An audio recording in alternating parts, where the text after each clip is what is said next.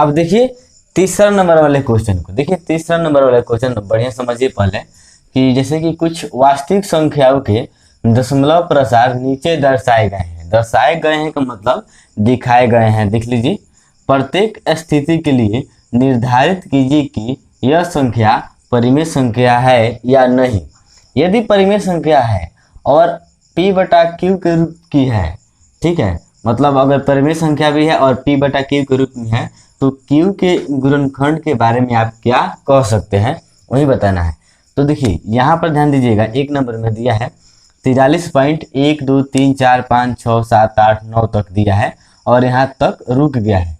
ठीक है, तो हम इसे अगर हम p बटा q के रूप में बदले तो देखिए क्या हो जाएगा, 43 1 2 3 4 5 6 7 8 9 हो गया। अब एक बटा दे दीजिए, उसके बाद पॉइंट के बदले एक आता है, पॉइंट के बाद जितना अंक है उतना ही जीरो डाल दिया जाता है। 1 से लेकर 9 तक अंक है तो 1 2 3 4 5 6 7 8 9 इस तरह से 9 हो गया। अब देखिए p बटा q के रूप में बदला गया कि नहीं, तो लिखेंगे कि चूंकि इसे p बटा q के रूप में लिखा जा सकता है,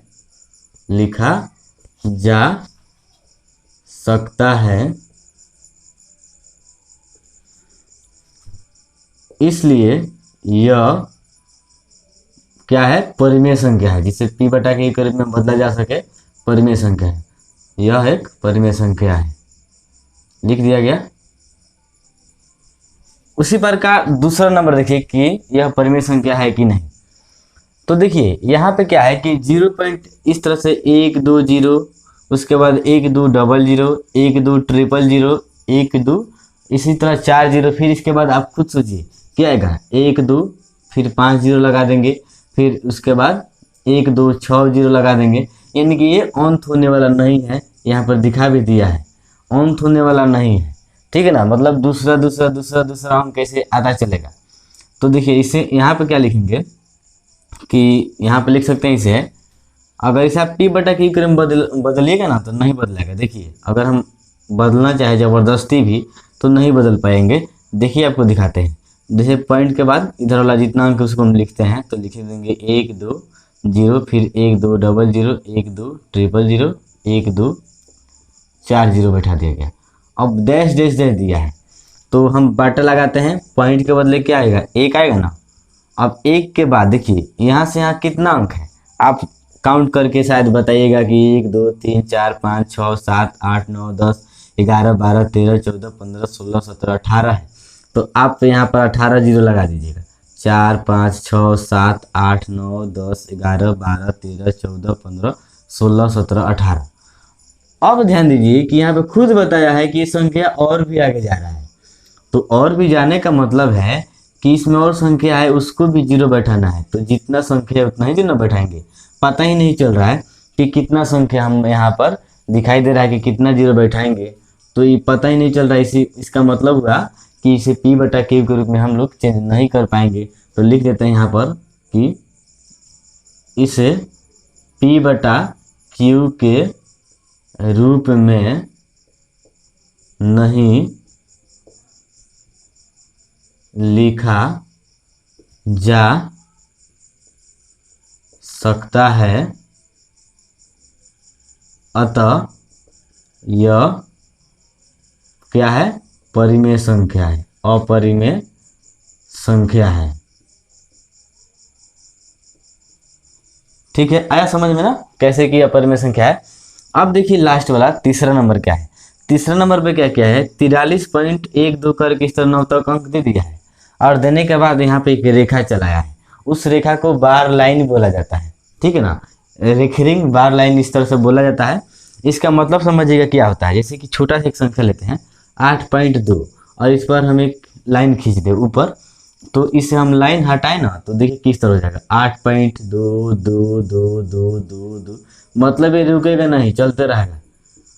अब बताइए कि कहाँ तक जाएगा, तो नहीं जाएगा, तो यहाँ पर डैश डैश लगा देते हैं, मतलब केवल 2 आएगा।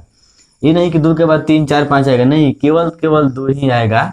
अभी दूसरा समझिएगा कि अगर हम 8.23 लगाए ऊपर एक रिंग खींच दे तो अगर हम रेखिंग हटाएंगे तो क्या आएगा 8.23, फिर 2 3, फिर 2 3, फिर 2 3, फिर 2 3। आप समझ रहे हैं ना, जितना पर रेखिंग लगाया गया है, बार लाइन लगाया गया है, उतना ही संख्या डबल बार दोहराता चलेगा। अब ये कहाँ तक, तो ये जाएगा मतलब अनलिमिटेड जाएगा, पता नहीं कहाँ रुकेगा, ये रुकेगा ही नहीं, ठीक है ना।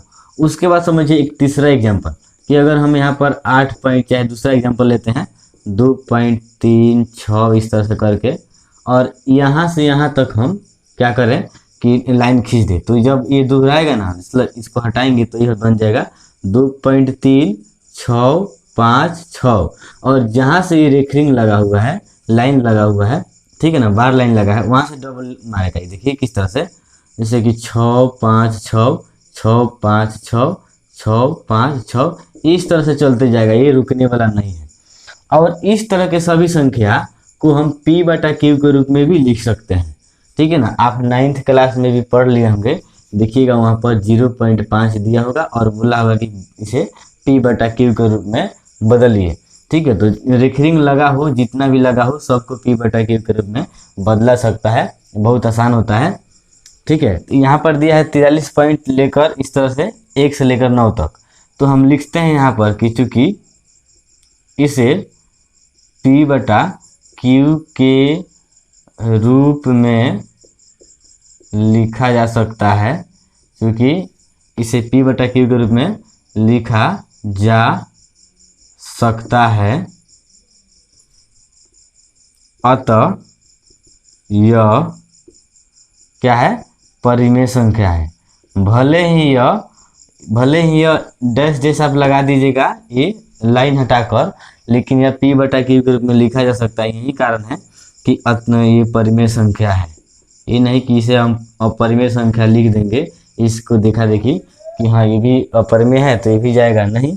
ये जब लाइन खींचा रहे कोई भी संख्या पर, जैसे कि इस तरह से, और बोला जाए कि परिमेय है कि अपरिमेय है, आप बताइए कि परिमेय संख्या है, ठीक है ना। ये भले दोहराएगा 5 6 फिर 5 6, हम इसे बदलना चाहे p/q के रूप में तो बदल सकते हैं, बहुत ही आसानी होता है, ठीक है। तो लिखा गया है कि चूंकि इसे p/q के रूप में लिखा जा सकता है, अतः यह परिमेय संख्या है, ठीक है।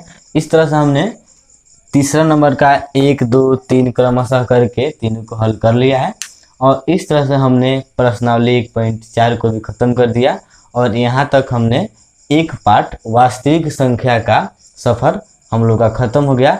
मिलेंगे अगले वीडियो, हम लोग का अगला पार्ट कौन सा होगा, उस पार्ट का नाम है बहुपद, जो दूसरा पार्ट है, ठीक है ना, उसमें मिलेंगे। तब तक के लिए धन्यवाद।